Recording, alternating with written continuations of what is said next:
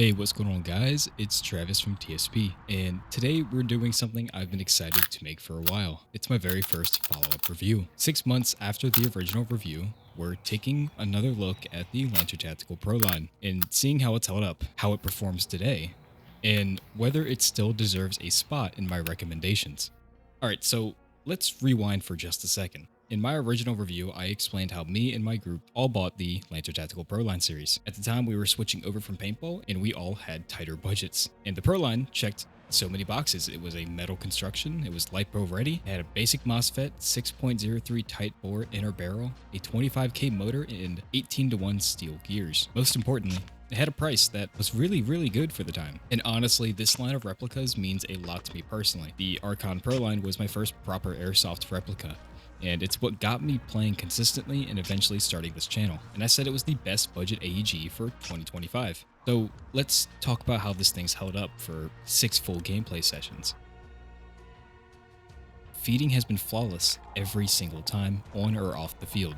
There's never been jams, there's never been a misfeed, no weird inconsistencies, and that's exactly what I expect from Lancer at this point. The rate of fire with an 11.1 LiPo is about 25 rounds per second. The FPS is stable with my low power CQB spring. It is extremely accurate for being a cheaper gun, and that's thanks to the hop up in the 6.03 tight bore inner barrel. My biggest gripe comes with the trigger response. Honestly, it's the only long-term issue I've personally had.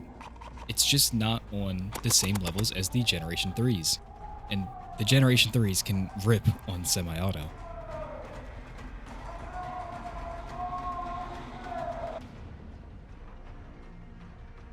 And that doesn't mean that the Archon is bad. It just can't keep up for its price point when it comes to the Generation 3s. The Gen 3s simply have better internals, and they can handle faster firing a lot better on semi-auto compared to the Proline. Externally, the Archon still looks amazing. You get that beautiful Noveski-inspired look. The metal construction holds up extremely well. There's no wobble in the handguard, and the buffer tubes is still solid. As for the wear and tear, there is some minimal scratching from the use on the field. There's no cracks, there's no flexing, the fire selector is still stiff, the motor height hasn't shifted, there has been no issues with the wiring, even running 11.1 LiPos. The Proline series just has a durable, no-nonsense build to it. It can take being used pretty aggressively, and I've definitely used it aggressively. I'm not going to pretend that I haven't set it down a little too hard sometimes or banged it on some walls at my field. Now, I'm not doing that on purpose, but, you know, things happen sometimes. And I'm glad that I can say that this has entirely held up to that. As for how the Proline feels to use now, the best way I can explain it is the Proline feels like a dependable daily driver. It's not going to be the fastest. It's not going to be the most high-tech. It's not going to be the most high-end. But it's something you can always trust. It shoots straight, it feeds well, and it doesn't give you problems on the field. I've handed this replica to some newer players who wanted to hold it and, you know, shoot it before a game, and they immediately fall in love with it. As for the Proline versus the Generation 3, the metal construction feels premium. It feels amazing having a full metal receiver, handguard, buffer tube, especially at that price. It just feels nice, and it was extremely rewarding being able to have that. Feels a lot better than having a polymer construction like the Gen 3s. And I know that doesn't make much of a difference on the field, but you know, it's just a bit more satisfying. The stock with the rubber padding feels amazing on your shoulder, and it has great performance, especially for its price point at the time, and for being a upgraded Generation 2. Now, as for comparing it to the Generation 3, as mentioned, it does suffer in the trigger response category. The Generation 3 is just much snappier and a lot faster, especially being a CQB environment that I play in, and you'll see that in the videos that I make. Even in the gameplays, you can shoot the Generation 3s so much faster. The Generation 3s do have a upgraded ETU and MOSFET, and they are fully programmable, unlike the Proline. And with the Generation 3s being a lot cheaper now, being able to find them for $175 and them actually being cheaper, full price than even a lot of Prolines on sale, the internals are just a lot better. You get a black muzzle device and you get a CQB spring included in the box with your Generation 3. So yeah, even though the Proline is solid, you can't ignore how much better the Generation 3 line has become, especially when they're cheaper.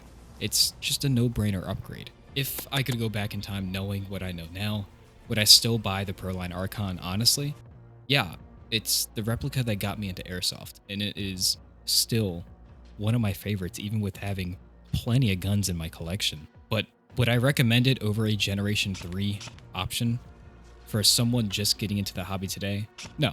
But the Proline series still holds up incredibly well. It's still fun, it's still reliable, it's still accurate, and after 6 months of real use, mine has 0 issues. And that is amazing for the cost of $179. You get a full metal construction. You get the very clean Noveski inspired looks. You get a mid cap out of the box. You get a MOSFET and an ETU, and it's LiPo ready. Especially on full auto, it shoots really, really fast. Now, prices have changed a lot. When I did that first review, the Proline Archon was on sale for $179. You've got the Generation 3 Archon hitting sale prices as low as $175, and the Proline floating around $193 to $233. So yeah, if we're being honest and transparent, the crown belongs to the Gen 3 series. The Proline, it's still a very fun, very capable platform, and for many players, still a great choice. Yeah, so if you'd like to see me check out the Generation 3 line and revisit that, please let me know. I'm not sure that I can claim the Pro line is exactly the best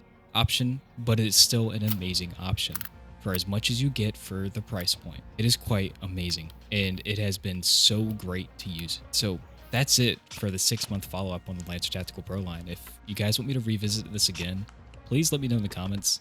And if you're new here, I review airsoft guns, honestly. I then follow them up, tell you exactly how it's held up on the field with real use. So if you want real reviews from someone who puts time into these guns, make sure you subscribe. Thank you for watching, and I'll see you in the next one.